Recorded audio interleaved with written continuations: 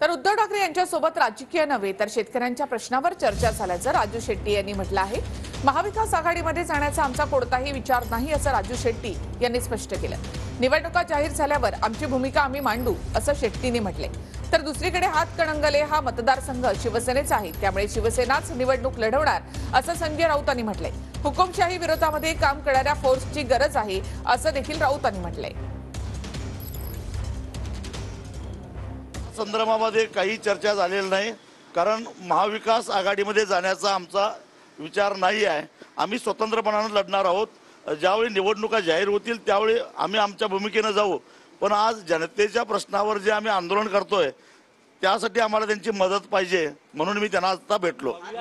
जर का हे अदानीच्या साठी धोरण राबवत असेल तर चळवळ करण्यासाठी आमचा समान मुद्दा आहे, परंतु जेव्हा शेतकऱ्यांचे प्रश्न निर्माण होतात त्यावेळी मविळातील बहुतेक नेते हे कारखानदारांच्या बाजूने झुकतात, मोठ्या ठेकेदारांच्या बाजूने जाण्यासाठी म्हणून जर शेतकऱ्याला मिळणाऱ्या मोबदल्यामध्ये कपात करत असतील तर हे मुद्दे जोपर्यंत क्लिअर होत नाही तोपर्यंत आम्ही त्यांच्याबरोबर जाणार नाही, ही काळ्या दगडावरची रेघ आहे। आम्ही शिवसेनेने हातकणंगले हा मतदारसंघ लढवला होता आणि जिंकला होता।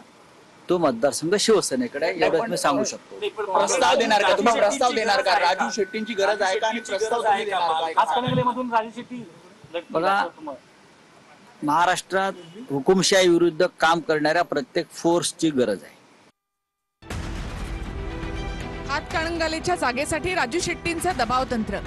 राजू शेट्टींनी एकूण 6 जागांवर उमेदवार दिल्यास महाविकास आघाडीची अडचण होऊ शकते।